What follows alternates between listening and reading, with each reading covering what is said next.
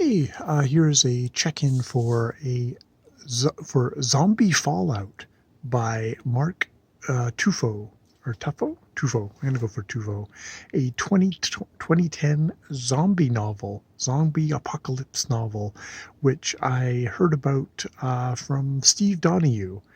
He was talking about just like self-published, balls to the wall, meat and potatoes. Not great writing, but just a fun kind of adventure zombie apocalypse novel. So I decided I would pick this up for some light reading.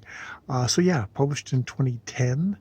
Um, it opens with a prologue where you get kind of rooters and all various reports. Um, about there's been H1N1 swine flu has just kind of is killing tons and tons of people. Something wonderful to read about in the middle of the COVID pandemic, and they rushed a vaccine for it, and except they didn't really check the vaccine first uh, enough, and it has caused a whole ton of people to die, and it has caused people to turn into zombies. And indeed, it ends with December 7th, my birthday, that the dead walk is the headline for the National Enquirer, and there would be no more headlines. And indeed, yeah, CDC, it happens in the CDC, all that stuff.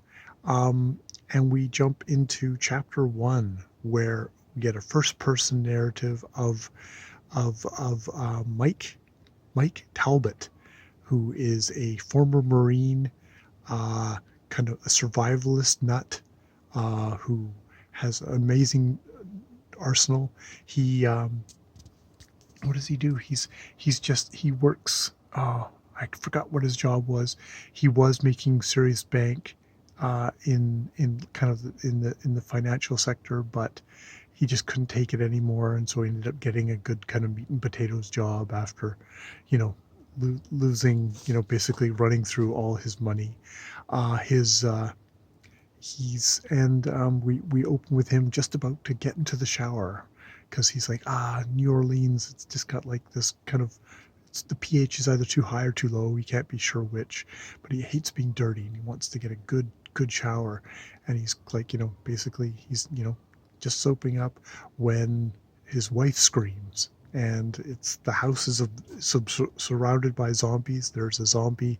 He's like, looking out the people, and except there's a tongue there because a zombie is licking the peephole, and he's got just a towel on, and very much kind of the Marine. He's immediately into kind of the survival mode, and they've had to move to kind of a lower class neighborhood, so it's Fort Knox in there. And they he gets his he's got a son who's a junior, but he's like built like a linebacker, and he gets him to go load the weapons. Or actually, he was going to get him to go shut the back gate, but son's a little too freaked out, so he has to do it in a terry cloth wrapped around his thing. Of course, that snags off, so he's completely naked as he rushes towards the door, and he can smell something horrible, and he steps in something. It's like, oh, it's brains. No, it's dog shit. Um, and so but he gets to the thing. He managed to slam it shut hard. It's like he can just smell kind of rot, which is like, that's the zombies. But he got it shut, and his wife's yelling at him, "Get back in here!" And she's just like, Jesus Christ, I'm almost getting killed here. But he gets back. He gets back in, and yeah, that zombie is still on the door, and he's like, and apparently there's a security door, and then there's the door that it's licking, but the security door is open. He's like, I need to get to that.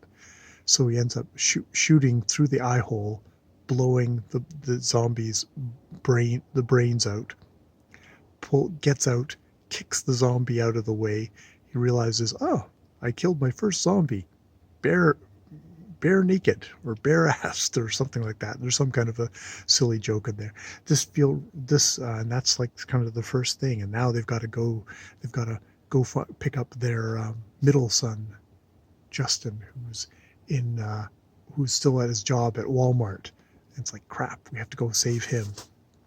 So that's the next thing. So, and we've had some good kind of pacing, kind of like, oh, we have to do this. Oh, we got to do this. Oh, we got to do this kind of pacing to it, which I enjoy. That'll pull you through an action adventure comedy novel. Very much feels.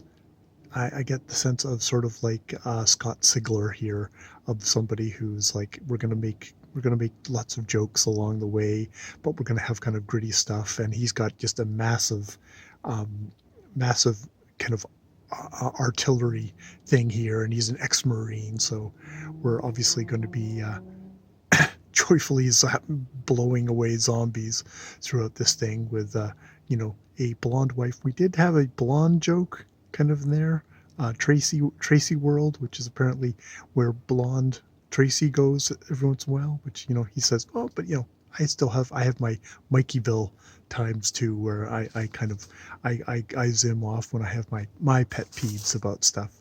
So I guess it's a little bit balanced, but yes, it's going to be very much kind of blue collar, blow them up real good kind of zombie fun, I guess, is what we're going here.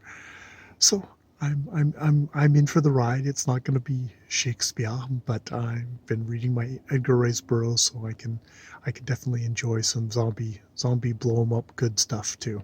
All right, more videos later.